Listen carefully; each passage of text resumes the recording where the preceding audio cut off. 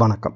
So இன்றைக்கி நம்ம பார்க்க போகிறது எக்கனாமிக்ஸ் சர்வே 2025-26. ஸோ முதல்ல இந்த எக்கனாமிக்ஸ் சர்வேனா என்ன, எதுக்காக தாக்கல் செய்கிறாங்க அப்படிங்கிறத இந்த இதில் பார்த்துருவோம். ஸோ இப்போ நேத்திக்கு ஜனவரி 29, 2026 பார்லிமெண்ட்டில் நாடாளுமன்றத்தில் இந்திய பொருளாதார ஆய்வறிக்கை தாக்கல் செய்யப்பட்டது. எக்கனாமிக் சர்வே தாக்கல் செஞ்சாங்க. Union finance ministry Mrs Nirmala Sitharaman அவங்க தாக்கல் செஞ்சுருக்காங்க.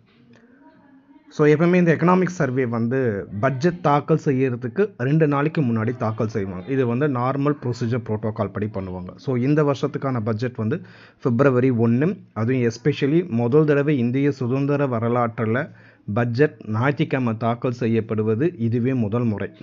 ஓகேங்களா? February 1 பட்ஜெட் தாக்கல் செய்ய போகிறாங்க. பட்ஜெட் தாக்கல் செய்யறதுக்கு 2 நாளைக்கு முன்னாடி இந்த பொருளாதார ஆய்வறிக்கை பார்லிமெண்ட்டுக்கு மத்திய நிதி அமைச்சகம் சமர்ப்பிப்பாங்க. ஸோ எதற்காக இது செய்கிறாங்க அப்படின்னா, இது இந்திய அரசாங்கத்தின் பொருளாதாரத்தோட ஒரு ப்ளூ பிரிண்ட் மாதிரி. அதாவது இது வரைக்கும் இந்திய பொருளாதாரம் எப்படி இருக்குது அப்படின்றதையும் சொல்கிறது. இதுக்கு மேலே இதெல்லாம் பண்ணுனா அது எப்படி போகும் அப்படிங்கிறது. அதாவது நடந்ததையும் அதில் சொல்லுவாங்க, நடந்துட்டுருக்கிறதையும் சொல்லுவாங்க, என்னெல்லாம் நடக்கணும் அப்படின்றதையும் அந்த பொருளாதார ஆய்வறிக்கையில் சொல்லுவாங்க.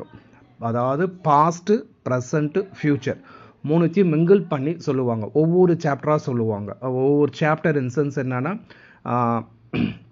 நம்மளோட நிதி நிலைமை எப்படி இருக்குது, அந்நிய செலவாணி எப்படி இருக்குது, கல்வித்துறை எப்படி இருக்குது, ஓகேங்களா, ஃபாரின் இன்வெஸ்ட்மெண்ட் எப்படி இருக்குது, அதே மாதிரி நம்மளுடைய லைஃப் ஸ்டாக், அதாவது லைஃப் ஸ்டாக் அப்படிங்கிறது இந்த ஹார்டிகல்ச்சர், வெஜிடேபிள்ஸு, இந்த ஆடு மாடு எல்லாத்த பற்றியுமே சொல்லுவாங்க அதில்.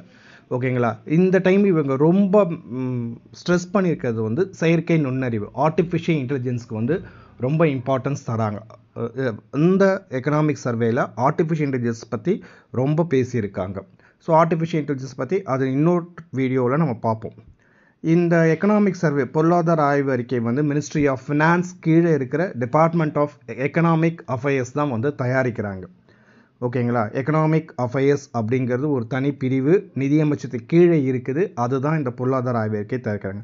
இது யார் தலைமையில் தயாரிக்கிறாங்க அப்படின்னா, இந்திய பொருளாதார ஆலோசகர், chief economic adviser of India.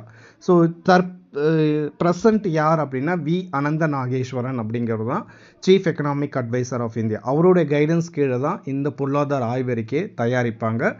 அதை பட்ஜெட் தாக்கல் செய்ததுக்கு 2 நாளைக்கு முன்னாடி இந்த எக்கனாமிக் சர்வே, இந்திய பொருளாதார ஆய்வறிக்கை பார்லிமெண்ட்டில் சமர்ப்பிப்பாங்க. இது it's economic survey, it's official report of country's economy.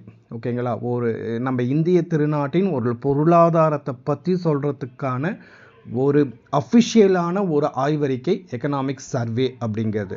So இந்த எக்கனாமிக் சர்வேல என்னென்ன டீட்டெயிலாக சொல்லியிருக்காங்க அப்படிங்கிறதையும், பட்ஜெட்டில் என்னென்ன தாக்கல் பண்ண போகிறாங்கிறதையும் வரப்போகிற நாட்களை நம்ம பார்க்கலாம். தேங்க்யூ.